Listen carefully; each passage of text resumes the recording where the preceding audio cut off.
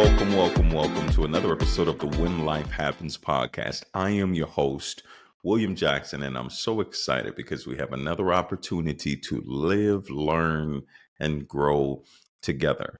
And I'm excited because on today's show, we are concluding our core series. This has been a transformational series where we've really been diving into take a deeper look at who we are beneath the surface.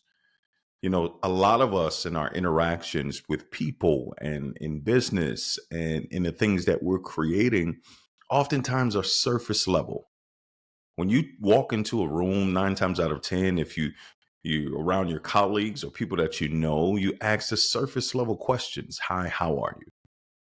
And if you're honest, most responses are those one word, fine, good, and the conversation is over.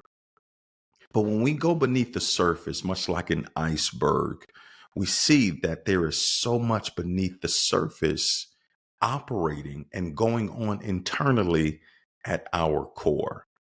You'd be surprised at how many people are carrying frustration, hurt, pain, disappointment, and so much beneath the surface, but they're smiling over it. They're laughing over it. They're being the type of person who is showing up and being effective despite all of the things that they are carrying. Why?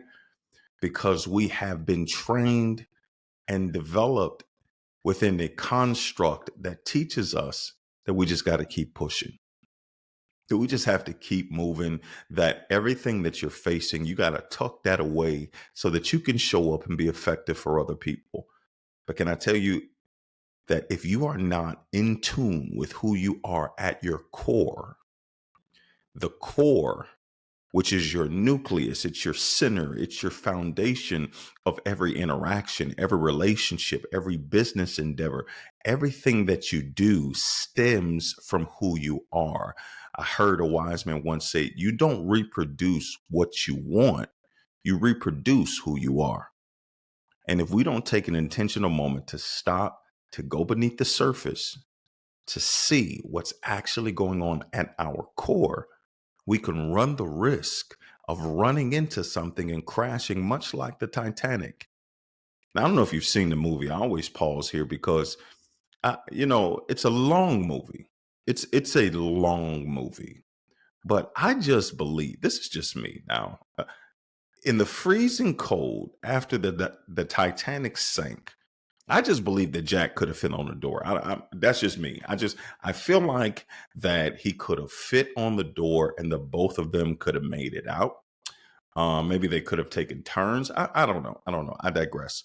But the Titanic sank because it hit an iceberg whose 90% of the mass is beneath the surface. And we want to be intentional about going beneath the surface instead of just having these surface level conversations, these surface level relationships, these surface level businesses. We want to be able to connect deeper. And if I open up those channels of connection, I want to be able to connect with you in a way that's not toxic, that doesn't cause you more frustration, that doesn't cause, because hurt people hurt people. And if I am not healed at my core, guess what happens? I run the risk at damaging your core when we get connected. So we took a look at first, who am I in conflict? Because conflict really reveals a lot. Anybody could be nice. Anybody could be sacrificial. Anybody could be long suffering. Anybody could be patient when things are going good. But when things go left, you really see the truth about who people are. You see the level of clarity when conflict enters the room, because I can see clearly how you think and how you feel when you're in places and spaces that are uncomfortable. So we took a look at conflict. From then, or from there, we moved into opportunity. Who are you when opportunity strikes? When you have the opportunity to get ahead, what are you willing to risk? When you have the opportunity to get even, what are you willing to give up? What are you willing to do? What are you willing to sacrifice in order to get even with the people who hurt you? And then when you have the opportunity to give back, Are you the type of person that'll walk past someone with their hands out who needs a hand when you needed a hand? Who are we when opportunity strikes? And then last episode, we talked about relationship. But the most important relationship that we often overlook is the relationship that we have with ourselves. Who are you in dealing with you? And today, in our conclusion, when you're talking about and thinking about who you are at your core, today, we're going to talk about your exit strategy. What you do and how you do it when you are exiting. Here's the truth. We oftentimes plan for when we enter something. We plan for the beginning phases. We plan for when the dream takes off. We plan for our vision to be operating in fulfillment. We plan for the things that we want to step into. But we don't oftentimes plan for how we leave a thing, when we leave a thing, and why we need to leave.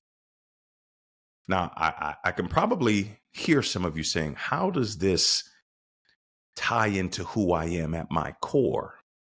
Because I believe that a person will show you who they are in their ability to stick things out, if they're leaving early, in their ability to leave right, their ability to leave things open, half done. So we're going to take a look at your exit strategy, how you leave, when you leave, and why you should leave, because those things show you who you are at your core in a deeper way. So when we're looking at your exit strategy, let's dive in. The first thing that we're going to talk about is when you are planning to leave prematurely. Here's where it gets very honest, is that most people give up far too quickly because it got hard. Most people are in the places and spaces where you may be 2 days from the breakthrough, from the dream happening, from your goals being manifested. And we get to a place where we just are tired and we throw in the towel. Let me empathize with you. I know what it's like to be tired. I know what it's like to be on a place where you say, you know what, I just can't take anymore. I'm tired and I'm frustrated. But what happens when you are closer to the places that you are praying for, working for, and desiring? You know what happens? The closer you get to your promise, the more problems arise. The closer you get to your calling, the more chaos ensues. It's when you are getting close to the place where you are desiring to be, that's when all hell is breaking loose. Why? Because the things that you are desiring to step into, every opposing force wants to work actively to keep you in your current state. Everything that you are working towards is an act of war against everything that wants to keep you complacent in your now. So we get to the place where we don't understand that as I am on this journey to purpose, to destiny, to my dreams, to my goals, and I'm praying and I'm pushing, I got to know that my enemy, that the devil, that my opposing forces are going to actively work harder the closer I get to the things that I desire to obtain. And honestly, so many people have given up on dreams when they were this close to achieving their goal. So many people have thrown in the towel because it was just so hard that the things that you were going through wore you down. I know what it's like to be tired. I know. But I also know what it's like to push past that level of tiredness and tap into a reserve to get to the destination that you desire to get to. I don't know if you've ever been in a place where you've had to finish something and you were exhausted and you were almost at the end and you could see that the project is almost complete, but you were literally gassed. But something inside of you could see how close you were.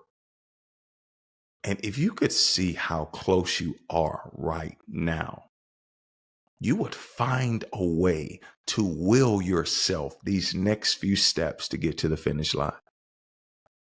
Because if you are experiencing chaos, trouble, frustrations, if you are experiencing one thing after another, that is an indication of your proximity.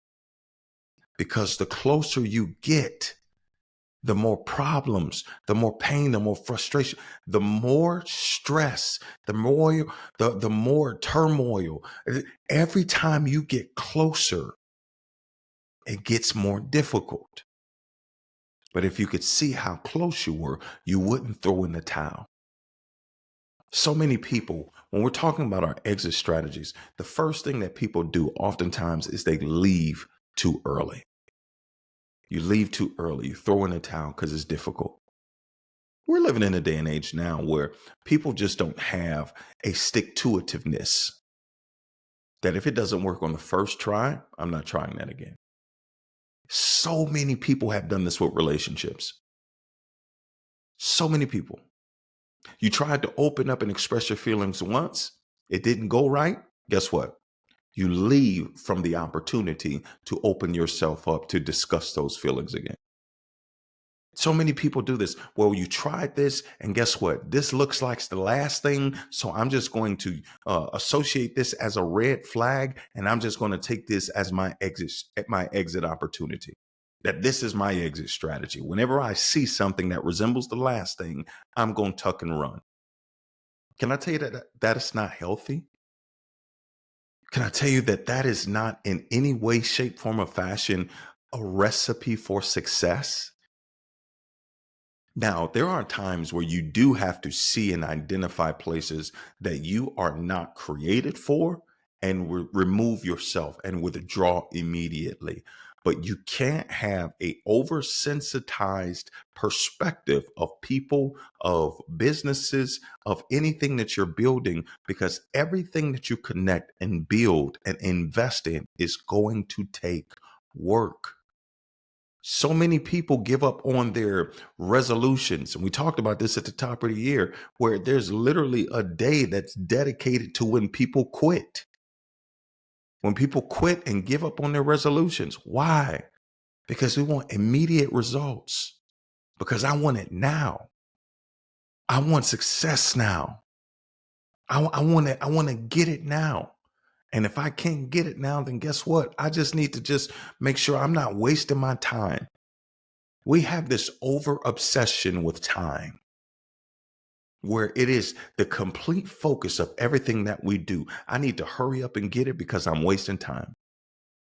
I see the people that are around me and I'm comparing where I am versus where they are. And if I don't become intentional about maximizing my time, I could miss out. We're consistently obsessed with time. So with this obsession over time, if it doesn't seem like it's moving in accordance to our plan, then we throw in the towel and we leave too early. This is the exit strategy that a lot of people apply to their lives is they leave too early. I'm telling you, if you could see how close you were in moments where you decided to give up, you would kick yourself because you're almost there. And why would you waste all of the time, energy, and effort that you have put in to get to this place just to turn around? I talk about this in my book, When Life Happens. And I was using the analogy of a marathon runner who has trained for months.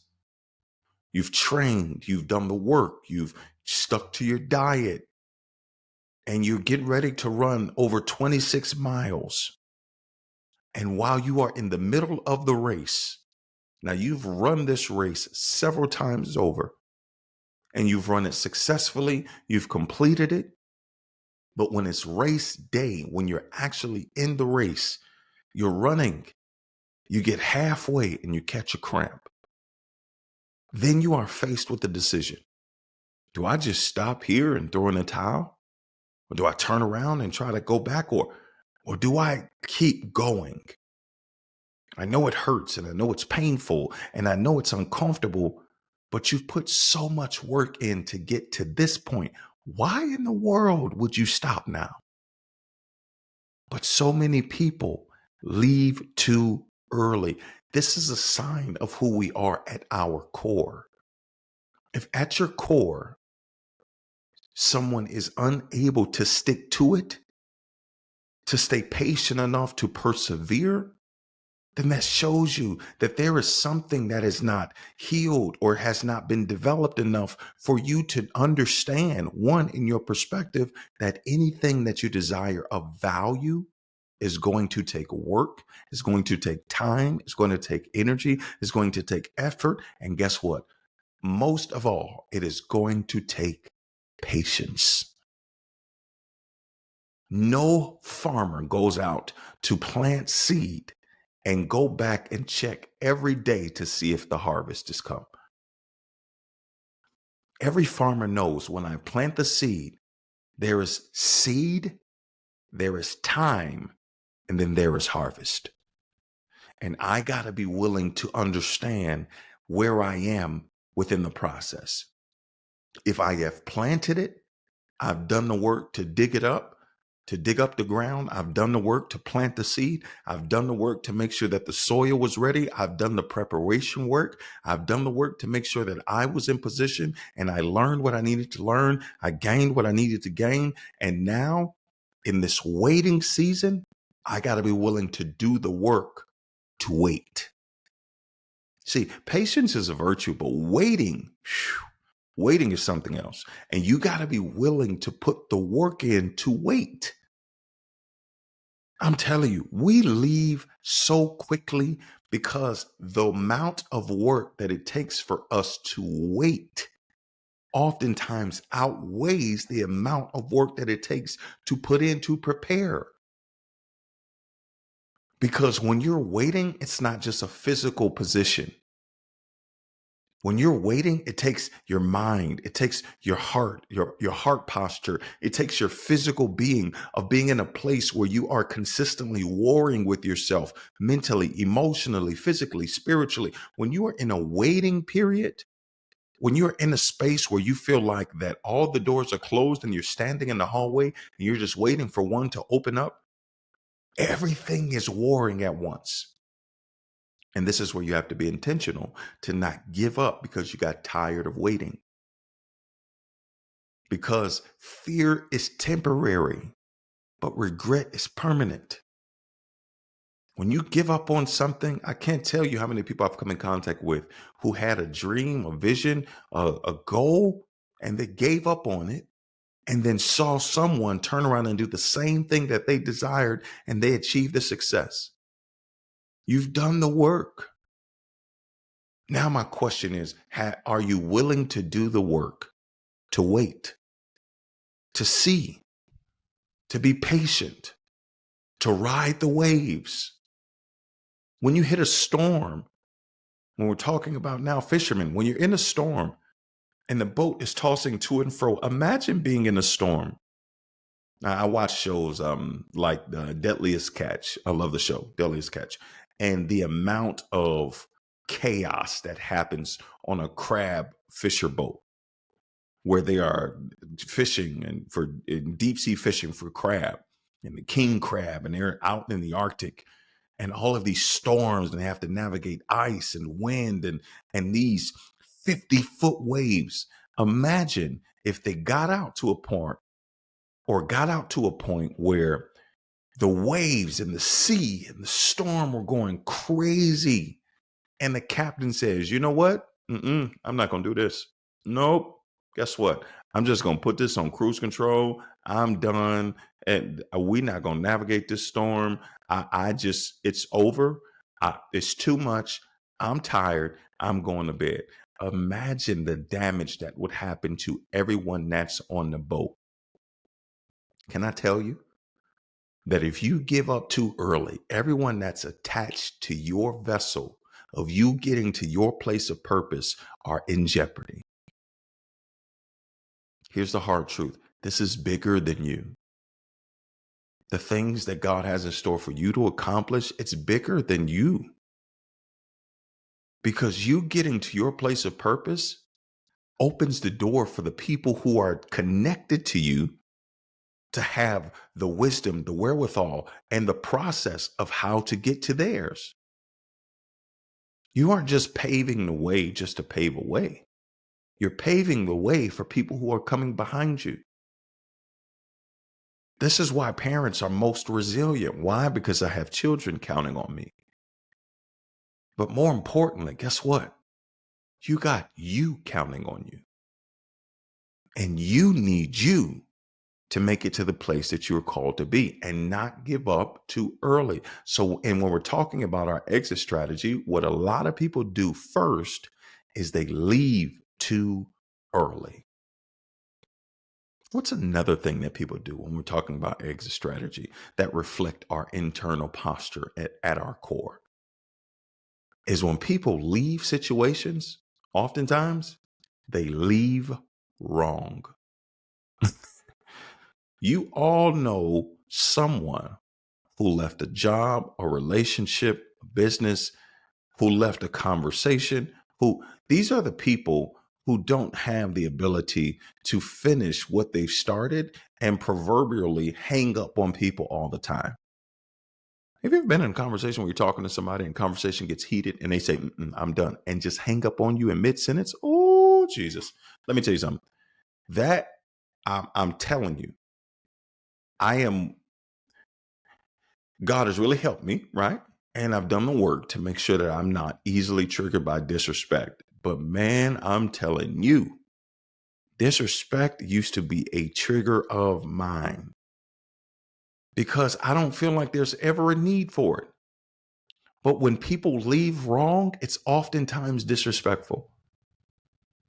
When we don't have the ability or the skill set or the tools to navigate conflict, most of the time people just avoid it or they run from it or they shun it or they push it away or they are defensive. And when we are in a defensive state, when we're trying to protect ourselves, oftentimes it's at the expense of the person that we are in conversation with or in relationship with. When we go into self-preservation mode, it becomes very clear that the person that we are connected to or are in relationship with has no chance of penetrating these walls that we've now built up around our hearts and our minds to make sure that there is no possible opportunity to get hurt.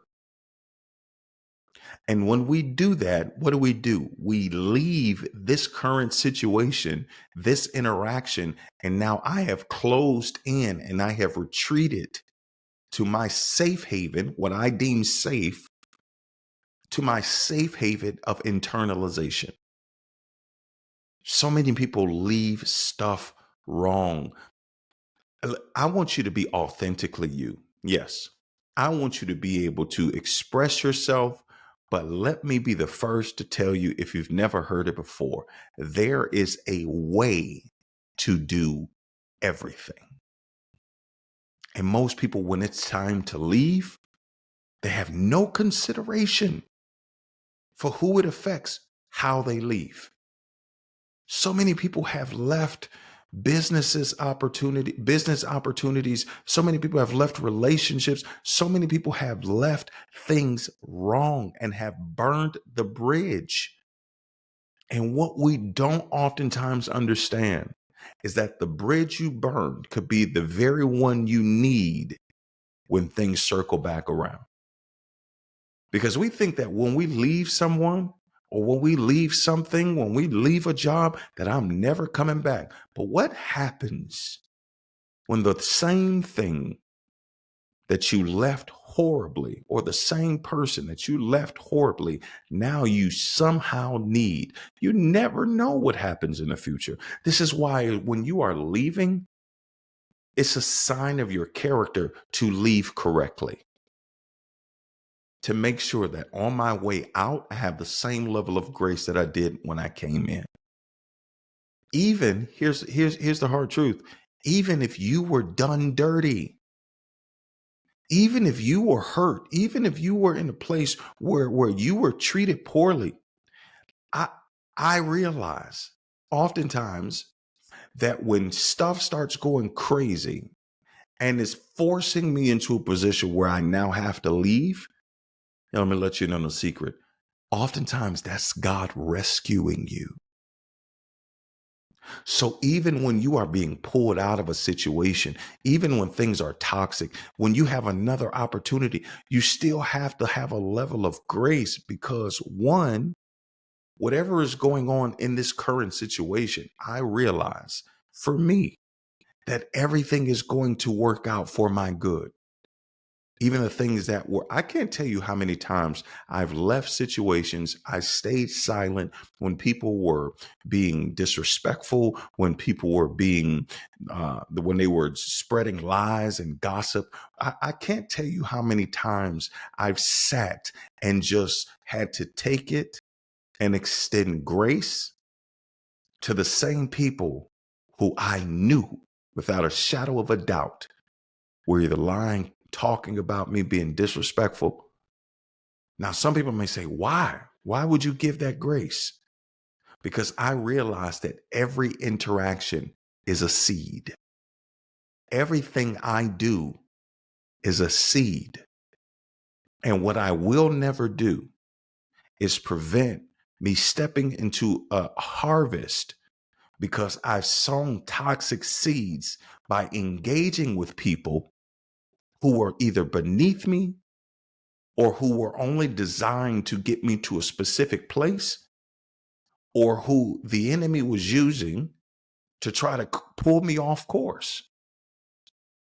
It's almost like when you see these people and they're negative on social media and they're talking about people and they just have a negative outlook, and you hear people say, well, I'm not going to allow you just to come on my page and say anything, and I totally agree with that, but I'm not going to engage because everything that I do, it leaves a seed. And you'd be surprised at how many times when you leave an interaction, the gateway that opens up in your purpose, your destiny, the things that you're working towards. I am at a place in my life where I just refuse to risk my progress engaging in a battle or warfare with people who have no power to put me in the places that I desire to be. Even the people who have power, there is nothing that I am willing to risk in terms of me leaving or how I exit because I feel like I'm due or justified in my response. You may have a justifiable reason to act the way that you do, or to say the things that you need to say, or to even go off on somebody. You may be justified, but how you leave matters. I'll be very honest with you. Oftentimes, how people leave is an indication of their ability to perceive what they are going into. If you know that you are leaving a toxic environment to step into a multi-million-dollar business that you own, you would be less likely to be bent out of shape or trying to engage or even go back and forth with this current job. Why? Because I'm leaving for better. And when you're coming out of situations, or when people are trying to pull you into their toxicity, when people are trying to pull you into their negative mindset, you got to know that when I leave and I'm disconnecting from this, that me leaving is putting me in a place where now I can step fully into all the things that I desire, my dreams, my goals. I now am free to experience everything that I desire to experience. But if I leave wrong, then what happens is that interaction or what I do now creates a ripple effect in what's coming next. The reason I always try to make it a point to try to leave effectively and with grace, regardless as to how I'm treated, because I believe how you leave a thing will determine how you enter a thing. And most people, when they're leaving from toxic situations, a lot of people leave in a very toxic way. And what happens When I don't leave effectively and with grace, I don't sever the tie completely. It's almost like when you're eating chips and you put your hands in the bag and you have all of this residue on your fingers. And the thing that happens is after I put my fingers in the bag, if I don't stop and go rinse my hands off, and some of us, we lick, we'll lick them or we'll wipe them up, but there's still residue there. If I don't stop and go rinse my hands, the next thing I touch gets the residue. So the reason why it's important to leave correctly all the time is because however I leave will determine what residue is left. And that residue now would then go on the next thing that I touch, into the next season, into the next relationship. This is why you need to leave everything just with the level of grace. Now, I'm not saying that you have to be a doormat. I'm not saying that you have to sit and be disrespected. I'm not saying that you just have to be a pushover. What I am saying is don't allow people to pull you off of your square. Once you realize your purpose and your value and your worth, once you realize the level that you're on and the level that you're headed to, I can't risk stooping down to this level because I want to make sure that someone hears what they needs to hear. I need to make sure that you understand what you've done. I need to make sure that you get it and that I speak my mind. I want to make sure. They talk about the aspect of how giraffes are designed to eat at the top of the trees. And when a giraffe eats at the top of the trees, they only lower their head to get something to drink. Now, if they lower their head long enough, they run the risk of tipping over because their equilibrium will now be off. And every time you try to stoop down, instead of let me stay up here, let me take the high road, let me leave correctly. I know what they said, I know what they did, but I'm going to leave right. Every time I stoop down, I risk everything falling over. Everything I'm building, everything that I'm working on, I risk it all toppling over just because I am not designed to eat down there. So we have to leave correctly because what most people do, I won't say most people, but what a lot of people do is they leave wrong. Because how we leave is tied to how we feel and not what we know. All of your exits should be tied to what you know and not what you feel. Because if you leave emotionally, then guess what's going to happen? All of those emotions are going to filter directly into the next thing you go into. And this is how we go onto new jobs and into new relationships and into new places, defensive and guarded and angry and wounded. Because I didn't do the necessary thing for me to go through the stages of grief. If I need to grieve this season, I didn't go through the place where I could sever the tie so I could heal effectively. Because if you don't leave right and you leave wrong, you're still tied to it because that's still open. So leaving right has everything to do with understanding, one, who you are, where you eat, and knowing that your potential and your purpose and your destiny, everything is ahead of you. Your best days are not behind you. And I know it might hurt and I know it might be difficult, but how you leave matters. And the last thing that we'll talk about in our exit strategy is what people end up doing oftentimes is when we leave, if we leave wrong or we leave early. But the third thing that a lot of people do is when they leave the door open. We don't leave completely. We leave partially. This is oftentimes too why people can't really tap into the true essence of everything that they are working hard for. Why can't I see the fruit of my labor? Why can't I can't just, it seems like I'm in a cyclical nature. It's because when we leave, we don't close the door behind us. Imagine being at someone's house and it was time to go, or your house, and it was time for you to go, and you left out of the house, and I don't know if you've ever left the garage door open. I don't know if you've been in a space where you left and you started considering, wait, did I close the garage door? Wait, I think I closed the garage door, but that will rack your brain. And if you're not sure, what will you do? You're going to turn right back around and go check that garage door. I don't care if you are 20 miles away from home. You're going to stop what you're doing, turn around, and go check the garage door. And then you kick yourself when you get there and realize that it was closed. Why? Because the idea of the garage door being open and your house being accessible to anyone is not something that will ever bring you peace. You will consistently be in a place where you are worried, frustrated, that anxiety will start to build. Why? Because my house is open.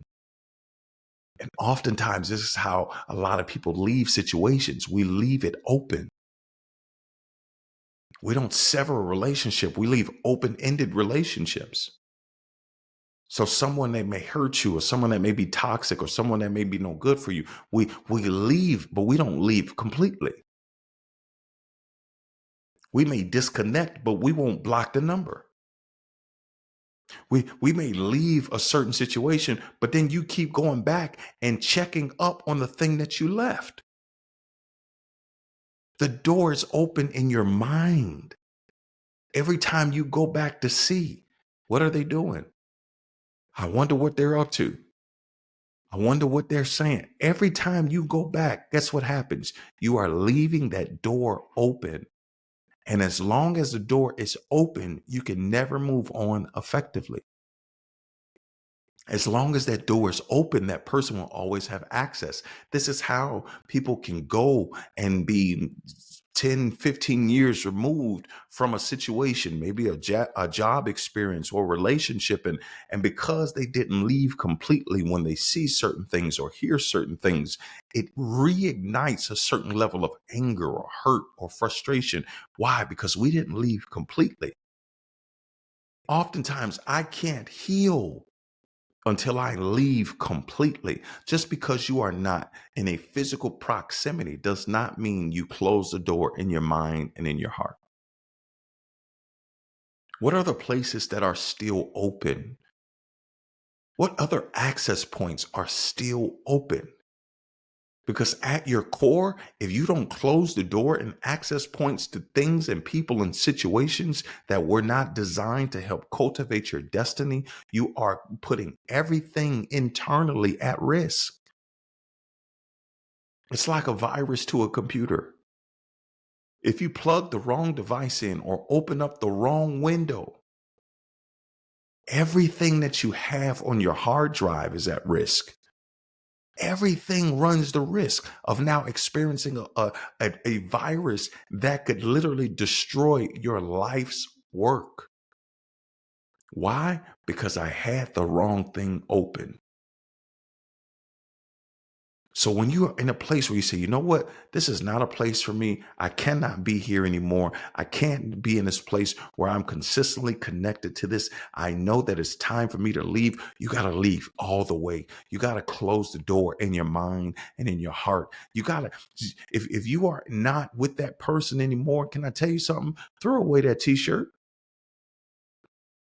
Something that reminds you of a person, something that has certain significant emotional value, throw that thing away.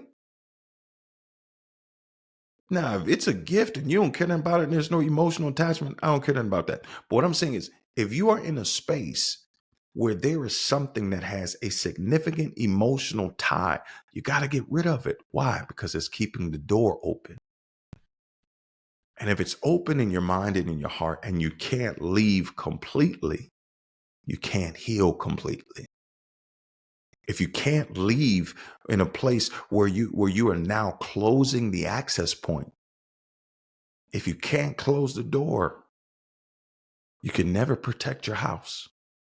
You can never protect your mind. You can never protect your heart, because those people or that business or that job or that situation, every time you go back and you open it back up, all of those feelings then cycle back through. Certain things you just got to sever the tie, because if you don't sever the tie, eventually something will creep back in. And with that access point still open, everything you are building will be at risk. So at your core, what's your exit strategy? Are you in a place where you are about to leave too early when you're close to your purpose and your destiny? Have you ever been in a place where you felt like that you left wrong, which then drug the residue of that past situation into your next situation? And are there any things that you have left open? Because your exit strategy will determine how you enter into the places and spaces that only you were created for. Listen, I hope you got something out of this episode. And if by chance you leave here from watching this or listening to this and you forget anything that I've said, I need you to understand that no matter what you face, you have everything inside of you you need already to overcome and succeed when life happens.